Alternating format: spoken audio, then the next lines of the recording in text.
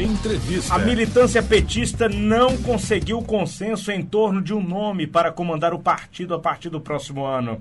5 chapas estão inscritas para concorrer ao processo de eleição direta, que vai escolher no próximo dia 10 de novembro a nova direção do PT na Bahia. A primeira chapa, denominada o Partido e a Militância, é encabeçada pelo economista e professor Hipólito de Brito.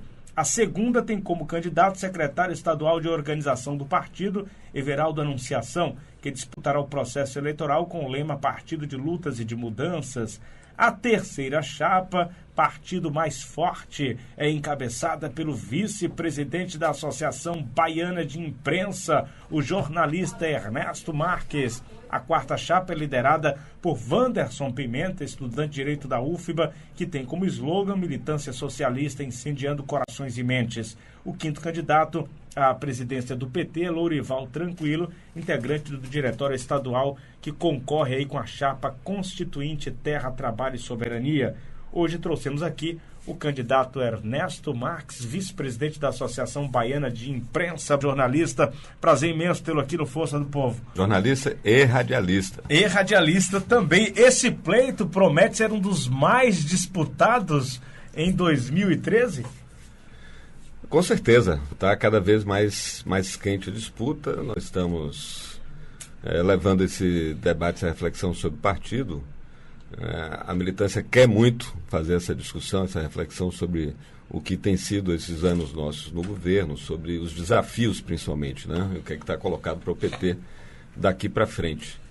Agora, não é que a gente não conseguiu a unidade, é que essa unidade nunca aconteceu, nunca houve, nem nos tempos em que a escolha das nossas direções partidárias não se dava pelo voto direto, era nos encontros do partido, dos congressos do partido.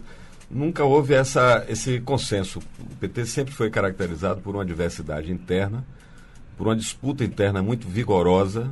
Né? Debate para nós nunca foi ameaça à integridade do partido, muito pelo contrário. Mas já tivemos chapa única ou 2 chapas, agora é que nós temos 5 chapas, não? Sempre tivemos muitas chapas. Mais de uma chapa. Na última eleição, inclusive, sempre teve mais de uma chapa e teve mais de um candidato. O que houve é que na última eleição o atual presidente Jonas Paulo aglutinou o grosso das forças do partido e ficaram aqueles agrupamentos que, independente de resultado eleitoral, desejam afirmar certas bandeiras, né, e fazem um bom proveito do momento eleitoral para fazer o debate sobre temas que às vezes as candidaturas mais ligadas na pauta mais da ordem do dia não têm interesse em fazer. Então, por exemplo, o professor Hipólito Brito questiona sempre nos debates a presença das tropas brasileiras no Haiti. O Anderson Pimenta, que é um jovem recém-formado de uma tendência chamada movimento militância socialista, faz muito questionamento sobre o funcionamento do partido, assim como nós, né? Temos uma linha de discurso muito próxima. O Lourival Tranquilo, que é da tendência ao trabalho, colocou sempre como ponto de partida, aliás, essa questão do Haiti. O Hipólito faz mais o debate étnico-racial. Né? E hoje o Lourival Tranquilo questiona com muita veemência a questão do campo de Libra, né, que foi leiloado ontem pela Agência Nacional do Petróleo. Então isso é que é o PT. Mas são 5 chapas, significa 5 caminhos diferentes, significam 5 correntes diferentes dentro do PT estadual? Significa 5 opiniões com vertentes, com viés diferentes, mas significa uma candidatura de oposição ou uma candidatura de situação e 4 de oposição. Entre essas 4 de oposição, há muito mais convergência do que divergência. Tanto que nos afinamos em vários pontos no debate, temos vários pontos de confluência, certamente, num eventual segundo turno, vamos fazer campanha juntos. Estamos com o jornalista e radialista Ernesto Marques, vice-presidente da Associação Baiana de Imprensa, aqui no programa Força do Povo, as eleições presidenciais do PT estadual. Nós gostaríamos de aproveitar, já que são 5, o senhor falou aí sobre algumas correntes, o que diferencia essa chapa aqui, partido mais forte das demais chapas? Primeiro que nós temos presença em 72 municípios, né? E mais do que isso, nos diferencia uma opinião crítica que fazemos, autocrítica em relação ao partido, na relação com os movimentos sociais, a crítica que fazemos ao processo que chamamos de burocratização do partido, a exacerbação que se dá ao desejo de vencer eleições, a forma como tem sido conduzidas as nossas alianças políticas. Nós não somos contra alianças, diga-se de passagem, mas fazemos crítica à forma como o partido se apresenta para as eleições e entendemos que para os desafios que estão colocados para o PT, já de imediato, com a pimenta colocada nessa muqueca a partir das manifestações de junho, entendemos que temos a melhor proposta, temos a melhor opinião, temos mais coragem para exatamente fazer o debate, porque o debate dependeu fundamentalmente da nossa disposição em apresentar uma chapa e uma candidatura competitiva para a presidência do partido. Nós não estamos apenas disputando para demarcar um campo, demarcar uma opinião. Nós estamos disputando com a sensação cada vez mais nítida de que compartilhamos do sentimento que está no coração da militância petista aqui em Salvador, no interior do estado, que entende que o partido precisa, não é fazer uma volta ao passado, mas o próprio presidente Lula, você citava há pouco antes da entrevista começar, a entrevista que ele concedeu para o El País, na Espanha. É interessante porque ele disse aqui na entrevista ao jornal espanhol El País, diz que o crescimento do PT ao longo de 33 anos fez surgir defeitos como a valorização exagerada de cargos públicos e a corrupção. Ele não explicou a que casos se referia, mas defendeu que a direção do partido dê espaço para a nova geração. E ainda criticou a cobertura do mensalão na imprensa. O senhor concorda, gênero, número e grau, com o que disse o ex-presidente Lula? Eu concordo com grande parte do que o presidente Lula tem dito. Eu concordo com praticamente tudo que ele tem dito, principalmente aquele discurso que ele fez aqui em Salvador, naquele evento de comemoração dos 10 anos de governo petista. Uma das coisas que o presidente tem dito, e eu tenho repetido muito ao longo da campanha, é que a nova direção petista tem que ser renovada, ela tem que tirar a bunda da cadeira, palavras do presidente Lula, da sua maneira muito própria e eficiente de se comunicar. Ele está dizendo que o partido tem que se desburocratizar, que tem que se desenferrujar, que tem que sair dos gabinetes, que tem que abrir mão do conforto do ar-condicionado pelo calor da realidade, na rua, na ponta da rua, no chão de fábrica, nas roças, no enfrentamento que se dá no dia a dia. E essa história da gente ficar deitado confortavelmente no legado dos 10 anos de governo, que de fato está aí para a gente bater no peito e defender com muito orgulho a redução da desigualdade social que foi conseguida nesse período em que assumimos o governo, isso é coisa para a gente se orgulhar e argumentar em defesa do partido, desse legado e do que nós ainda precisamos fazer. Agora, colocar a cabeça num buraco feito avestruz e não compreender que as juventudes brasileiras foram para a rua com justa razão dizer que querem muito mais, querem mais e melhores serviços públicos e que querem um outro lugar na política diferente do que lhes foi oferecido até aqui. E esse é o nosso discurso em relação à juventude petista e aos jovens que ainda não estão dentro do partido e que nós desejamos fazer um partido interessante para o jovem, cuja perspectiva não seja impedir que ele questione, que ele seja jovem na sua plenitude, garantindo a ele o direito de questionar, de ser contra, inclusive estando dentro. Se a gente não oferecer essa perspectiva para as juventudes, qual é a razão de entrar para a política e de entrar para a política num partido que está no governo e quer continuar no governo? O senhor defende, então, o resgate daquela ideologia do PT, que é justamente a célula-mãe do Partido dos Trabalhadores. Ontem eu conversava aqui com o deputado Amaury Teixeira, deputado federal do PT, e ele dizia sobre a importância de diminuir os cargos, as regalias, inclusive, que os deputados têm, de enxugar a máquina pública, defende o unicameralismo, que seria a junção do Senado com a Câmara Federal, defende reformas estruturais no partido. O senhor falou aí dessas manifestações das ruas.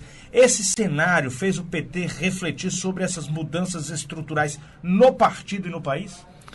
Mas eu não tenho dúvida que o Brasil questionou é o sistema representativo como ele está aí. As pessoas foram para a rua dizer que esse sistema não nos representa. Eu compartilho dessa opinião. Esse sistema não foi feito pela maioria do povo brasileiro, nem foi feito para o benefício da maioria do povo brasileiro. Foi feito pela elite, para a elite brasileira. Enquanto a gente não conseguir reformar esse sistema, dificilmente a gente consegue aprovar, por exemplo, a taxação de impostos sobre as grandes fortunas brasileiras. Tem menos de 40 mil pessoas com patrimônio acima de 4 milhões de reais que segundo a proposta que tramita no Congresso Nacional, prevê cobrança de alíquota de 0,4% a 2,1%, essas menos de 40 mil pessoas podem proporcionar para o Sistema Único de Saúde, ou seja, para 200 milhões de pessoas, entre 15 e 20 bilhões de reais por ano. Mas ninguém vai mexer todo mundo, no imposto sobre mas fortunas enquanto não houver uma reforma política. A gente ouve falar em reforma tributária desde criança. As campanhas milionárias. Exatamente. Por isso que nós defendemos o financiamento público exclusivo de campanha. Alguém que está nos ouvindo pode dizer, mas a gente já paga tanto imposto e falta dinheiro para a saúde, para a educação, tem que financiar a campanha. Olha, cada real dado por um empresário numa campanha eleitoral vai custar no mínimo R$1 se ele for um idealista. Mas se ele for um empresário movido pela necessidade do lucro, pela busca obsessiva do lucro, ele vai querer que cada real que ele investiu na campanha resulte em mais alguma coisa. E não precisa essa poluição visual, sonora, basta cada candidato ter um caderninho com as propostas apresentadas, um minuto de rádio e televisão para que ele possa expor suas ideias. Agora, a gente tem que ter cuidado também para não fazer um discurso moralista e oportunista, que vai muito também no discurso que a grande imprensa prega em relação à política, de desvalorização do lugar da política. A gente tem que ter cuidado com isso. Por exemplo, o poder legislativo é um poder que custa caro. E a gente tem que diferenciar o que é a necessidade de estrutura para um parlamentar trabalhar e o que são os abusos e as mordomias. Mas é preciso que os gabinetes tenham estrutura, porque senão um trabalhador como eu ou você não vai ter condição de chegar lá na Câmara dos Deputados ou no Senado e trabalhar sem receber salário, ou trabalhar com um salário muito baixo, ou não ter estrutura de gabinete, assessoria, etc. Então, para a gente produzir boa política, é preciso também ter essa estrutura. Eu não estou defendendo abuso nenhum, mas acho que a gente tem que ter cuidado, quem está nos ouvindo tem que ter cuidado quando houver essa pregação contra a política, porque a alternativa à atividade política é uma ditadura, e a gente já viu que ditadura produz violência, extermínio, desigualdade, falta de democracia não é remédio para nada. Pelo contrário, as estatísticas estão aí para mostrar que o Brasil melhorou da Constituição de 88 para cá. Ou seja, a democracia produz justiça. Tem muito ainda para a gente caminhar, mas a gente caminhou muito mais rápido na direção de um país decente sob a égide da Constituição Cidadã de 88. Por exemplo, eu faço sempre um comparativo aqui, já que estamos com um jornalista, vice-presidente da Associação Baiana de Imprensa, e eu sempre coloco essa matéria com todos os políticos aqui, até para uma reflexão, e para que nós possamos achar o meio termo, o equilíbrio, justamente qual deve ser o papel do legislador, qual deve ser a estrutura que o legislador tenha para desempenhar bem a sua função na defesa dos direitos da coletividade. E aí eu coloco sempre essa matéria da Suécia, obviamente que guardando as suas devidas proporções, porque a Suécia hoje é um país desenvolvido, é um país que tem uma riqueza, é um país que tem um PIB, é diferente da nossa realidade em termos, mas lá os políticos vivem exatamente num patamar que é dentro daquilo que nós deveríamos construir, ou pelo menos nós entendemos assim. Vamos rodar a matéria? A Suécia ainda é uma monarquia, mas o rei já perdeu todos os poderes. Quem decide os rumos do país é a classe política, que não tem direito a luxo nem privilégios. Deputado federal na Suécia vive em apartamentos funcionais de 40 metros quadrados. Um único cômodo serve de sala e quarto de dormir. É espaço suficiente para os parlamentares viverem na capital durante a semana, diz a chefe do setor. Nenhum apartamento funcional tem máquina de lavar roupa. A lavanderia é comunitária e os deputados precisam marcar hora na agenda para lavar a roupa suja. Alguns deputados têm ainda menos espaço, 18 metros quadrados. Aqui, até a cozinha é comunitária. Não há empregados e as regras são rígidas. Deixe tudo limpo. Até a década de 90, apartamentos funcionais nem existiam aqui na Suécia. Os parlamentares dormiam em sofás-cama no próprio gabinete, aqui no parlamento. O gabinete do deputado tem 18 metros quadrados. Nenhum parlamentar tem secretária nem assessor particular. E nenhum deputado tem direito a carro com motorista. Sou eu que pago os políticos, diz este sueco. Não vejo razão nenhuma para o dinheiro do contribuinte ser usado para dar a eles uma vida de luxo. A residência oficial do primeiro-ministro tem 300 metros quadrados, mas não há empregados para cuidar das tarefas domésticas. Quer dizer, nem tanto, nem tão pouco. Mas quando se fala aqui, por exemplo, em diminuir para R$10 mil o combustível para o deputado rodar, foi uma chiadeira no Congresso Nacional, foi uma complicação. Precisamos buscar esse equilíbrio, esse meio termo? Eu acho que sim, eu acho que tem excesso, não tenha dúvida. Eu acho que, por exemplo, sustentar câmaras municipais para cidades pequenas imagina a diferença que faz para uma cidadezinha pequena manter uma Câmara de pelo menos 13 vereadores com salários de R$4, R$6 mil. É um choque para a própria realidade local. E as demandas de uma Câmara pequena são umas, né? São de uma certa dimensão. No Congresso Nacional a gente tem outra. E a Suécia é um país menor do que o estado da Bahia. Acho que tem muitas diferenças, mas eu concordo com você que há excessos na Câmara e no Senado, assim como há excessos nas assembleias, assim como há excessos, Moisés, é importante que a gente diga isso. Repito que eu não topo essa cruzada antipolítica que se faz por aí, porque não tem um poder que seja mais suntuoso em seus palácios do que o judiciário. Né? Talvez seja dos mais gastadores proporcionalmente da República. E é dos mais herméticos, mais fechados, dos menos acessíveis aos olhos da nação. Né? Então vamos ter muita calma nessa hora. Né? E é por isso que a gente entende que o momento eleitoral de um partido como o PT é importante, porque dentro do debate sobre o PED cabem todos esses debates. Correto. Conversar, por exemplo, sobre o tamanho do Estado. O senhor é a favor de aumentar o número de municípios, como nós tivemos agora a aprovação no Congresso Nacional? São mais 180 novos municípios no Brasil. Aqui vivemos até uma realidade, eu fazia um comparativo, alguns municípios realmente existem as necessidades de aumentar, de criar Câmara, Prefeitura, mas tem 300 municípios com a cuia na mão, que não tem como sobreviver. Se os prefeitos estão dizendo a verdade, eu acredito neles, as prefeituras estão quebradas. Então não é criando mais prefeitura e mais Câmara que se resolve. Agora tem algumas situações muito peculiares que precisam ser cuidadas, porque tem distorções em alguns municípios, né? Mas o que tem que ser revisto nesse ponto aí é a reforma tributária, para redistribuir o bolo de recursos, né? Mas a gente sabe que não vai acontecer essa reforma tributária se a gente não fizer uma reforma política, né? E a reforma política é uma das nossas pautas do Partido dos Trabalhadores, e dentro do PED é pauta dos debates que estão acontecendo, dos poucos debates, aliás, mal divulgados, inclusive, pela direção do partido. Nós esperamos corrigir isso a partir do próximo. Aí temos reiteradamente reclamado do pouco esforço que a direção partidária está fazendo para divulgar os debates, ou até transmiti-los ao vivo na internet, porque nós tratamos, por exemplo, de questões como essa, né, com a insistência no argumento de que não faremos a reforma tributária que o país precisa, até para redistribuir de forma mais adequada e mais justa os recursos, para que os municípios tenham melhor condição de dar vazão às suas demandas, se a gente não fizer antes a reforma política. O senhor defende uma nova constituinte no país para resolver todas essas questões, ou uma mini reforma constituinte? Olha, a presidente Dilma estava correta quando ela defendeu uma constituinte especificamente para fazer a reforma política, por entender a centralidade da reforma política, para ela criar um Congresso Nacional que seja mais a cara da sociedade brasileira hoje, descontaminado desses métodos da política tradicional, para que a partir daí, sim, o Congresso tem a condição de fazer todos os ajustes no plano institucional que precisam ser feitos. A Constituição de 88 produziu muitos avanços, mas eu entendo que cabe pensar no momento de rever o pacto que o país fez naquela época.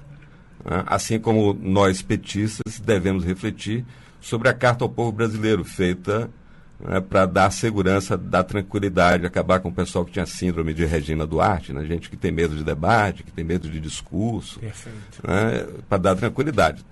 Porque aquele acordo que foi feito com a elite brasileira, a elite rompeu e atenta contra o partido para destruir o partido, destruir os símbolos do partido, destruir nossa principal liderança, que é o presidente Luiz Inácio Lula da Silva. Então está chegando a hora de cada um assumir que é preciso ter lado na política. E assumir lado só faz bem à política. A gente se apresentar com clareza para o eleitorado, para a sociedade brasileira, né, falando mais em programa, falando mais em conteúdo, né, e privilegiando esse debate das ideias, das propostas, do que um concurso de força bruta, segundo o qual quem tem um é maior sobe na parede. Contra esse método, dentro do partido, fora do partido, onde quer que ele se apresente, todo militante petista tem um compromisso ético de se levantar contra esse tipo de visão. Voltando à questão das eleições para a presidência estadual do PT, estamos com o jornalista Ernesto Marques, jornalista, radialista, vice-presidente da Associação Baiana de Imprensa, com esse slogan aqui, a chapa Partido Mais Forte. Esse slogan, a proposta do partido, esse slogan Partido Mais Forte, o senhor conta hoje com maioria absoluta nessa corrida aí eleitoral? Não, eu não gosto desse tipo de discurso, entendeu? Eu acho que, por exemplo, acho que não é sadio para o próprio momento da disputa, que é bom porque nos impõe o debate, a reflexão, a autocrítica, sair proclamando resultado antes da hora, como se fez distribuindo o release para a imprensa após o dia 30 de agosto, quando foi o prazo para a quitação da contribuição partidária, né, com base na contagem de boletos, sai proclamando que tem 90%, tem tantos por cento. Acho que a militância petista é crítica. Nós formamos um partido com base, como eu disse, na divergência, no confronto de ideias, na diferença.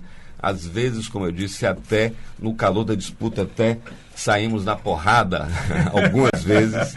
E isso nunca foi ameaça para o PT. Foi desse jeito, por esse caminho, que nós construímos um caminho muito sólido, muito seguro para chegar à presidência da República, para chegar ao governo do Estado da Bahia, para chegar a tantos espaços da institucionalidade que chegamos.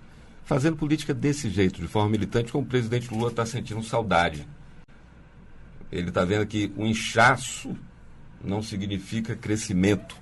E crescimento significa fazer um partido mais forte, significa valorizar as instâncias de base do partido, valorizar a política que se produz nos diretórios municipais, independente do tamanho da cidade, independente do número de eleitores que tem nessa cidade, respeitar a construção que esses companheiros e essas companheiras fazem no seu dia a dia, ouvi-los na hora das disputas municipais, ouvi-los na hora de fazer as alianças no plano estadual, ouvir a nossa militância, por exemplo, no momento de escolher quem nos representará como candidato à sucessão do governador Jacques Wagner. É interessante o senhor tocar neste assunto, porque este ano, além de eleger os novos dirigentes aí para as 3 instâncias partidárias, estadual, municipal e o Diretório Nacional, petistas estarão às voltas com as discussões em torno da sucessão estadual. Terão de escolher o sucessor do governador Jacques Wagner, que também não é fácil. Nós temos vários nomes aqui: Walter Pinheiro, Rui Costa, Sérgio Gabrielli, que já colocou o nome,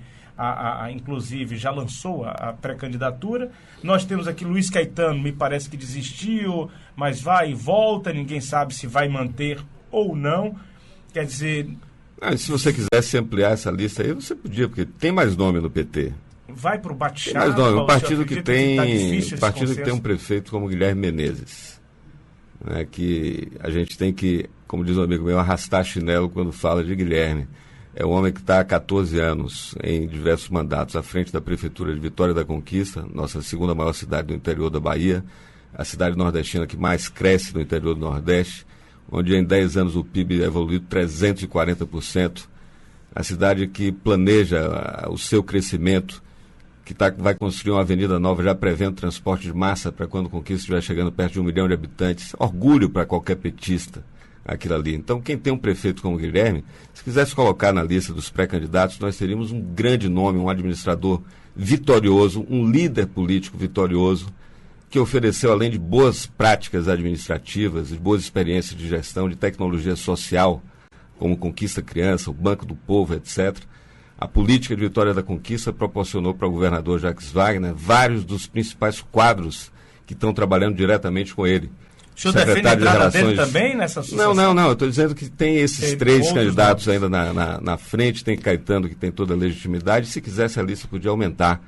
É um partido que tem um secretário como Jorge Sola, que alguns ainda falam, né, em Sola. Então, isso é o petismo, né? É por isso que a gente tem tanto orgulho, por isso que a gente se dispõe sempre a lutar por esse partido, porque produz política, que produz avanço social, que produz liderança, que produz quadro, e Conquista é um bom exemplo disso. Por isso me referi aqui ao trabalho desenvolvido lá pelo prefeito Guilherme Menezes. O senhor também deve anunciar até o dia 15 de novembro, o governador deve anunciar não. o nome do candidato até 15 de novembro. É oportuna a sua pergunta pelo seguinte, nós Tem gente que às vezes senta 15 minutos com o governador de caju em caju e fica numa felicidade tão grande, sai espalhando release pela imprensa e plantando notinha em blog e coluna. Eu me permito aqui tirar uma ondinha, mas convivi muito proximamente com o governador, porque fui seu assessor de imprensa durante 3 anos e meio. Sei que tipo de líder nós construímos e levamos ao governo do Estado. Teve gente na semana passada dizendo que o governador tinha marcado data para ser 9 de novembro, véspera da eleição interna do PT. Eu, sem nenhum temor, publiquei um texto muito duro, dizendo que falar nisso é um desrespeito ao partido, certo de que não passava pela cabeça do nosso governador cometer tal violência contra o PT. Nós temos um governador, Moisés, que eu me lembro muito bem, ainda como seu assessor, foi para uma reunião de diretório ali no hotel ali na Barra, quando se discutia a nossa política de aliança para as eleições de 2010, ele foi disputar com a nossa militância, ouvindo e falando, debatendo com a nossa militância, defendendo que deveríamos incluir o senador César Borges na nossa chapa majoritária. E havia uma dificuldade em relação a isso no partido, pois ele foi lá, argumentou, convenceu e saiu com a sua posição validada pelo diretório do partido com base na disputa do argumento. Eu conheço bem o governador, sei que tipo de homem está sentado naquela cadeira. É um homem de partido, foi o nosso primeiro presidente estadual do PT, é um cara que tem muita história na construção desse partido. Erra e acerta, como qualquer um de nós, mas eu tinha convicção de que podia falar alto como deveria falar, na condição de quem se apresenta para dirigir o diretório estadual do PT. E dizer, com muito orgulho, em nome dessa militância nossa, que não há hipótese de um candidato petista sagrar-se vitorioso numa eleição sem que ele encante, mobilize e arrebanhe a militância petista. Nós sempre fizemos a diferença. Nós somos o que o presidente Lula está dizendo aí, não é o país. Nós somos o militante que vai para a rua, que tira o dinheiro do bolso, que sai de casa num dia de domingo, que caminha debaixo do sol. Nós somos a militância que não acordou agora, que sempre foi para a rua enfrentar a porrada da polícia, se fosse o caso, para defender a democracia, para defender um país mais justo. Então, não há hipótese de um candidato petista ter grande chance de êxito sem essa militância. Da mesma forma que nenhum candidato petista pretende disputar a eleição sem o abraço solidário, companheiro do governador Wagner, que é a maior liderança que nós produzimos aqui, que, óbvio, tem um lugar de destaque, é o principal líder, ele é o coordenador do processo, ele que vai costurar a aliança com os demais partidos, né? E ninguém ousa tirar do governador o cetro, né, a liderança desse processo. Mas também ninguém pode tirar o lugar do partido, e o lugar do partido é o lugar da nossa militância. Perfeito. Agora agradecer a participação, desejar boa sorte ao jornalista e radialista Ernesto Marques, candidato aí à presidência do PT. Vamos aguardar a contagem regressiva, 10 de novembro, a nova direção do PT. Só acrescentar uma coisa, mas em relação a esse processo de escolha, porque houve um fato político importante essa semana, que foi o lançamento da pré-candidatura do secretário Zé Sérgio Gabrielli, né? E ele aponta ali um método de escolha. Se você me pergunta qual candidato é a sua preferência, eu entendo que na condição que me apresento aqui, como candidato a presidente do PT, devo ter opção por um método e não por um candidato. Acho que o Zé Sérgio Gabrielli ofereceu um método interessante, que é discutir e tirar o nome do nosso candidato num processo que envolva o atual diretório e o diretório que vai ser eleito em 10 de novembro, e ainda há uma outra possibilidade. Nós temos um congresso partidário marcado para dezembro, que é a instância máxima de deliberação. Então pode ser inclusive a oportunidade de qualquer que seja desses nomes apresentados ou um outro nome sair com o apoio fechado do conjunto do partido. E se o método for esse, participativo, democrático, né, sem decisão prévia, né, respeitando a nossa militância, com certeza a gente sai com 10 passos adiante para vencer as eleições de 2014. Eu tenho certeza que essa será a escolha que vai prevalecer. Ok, grande abraço. O que deve depender de mim será. Grande abraço mais uma vez, obrigado ao jornalista e radialista Ernesto Marques, muita sorte aí nesta caminhada à presidência estadual do PT.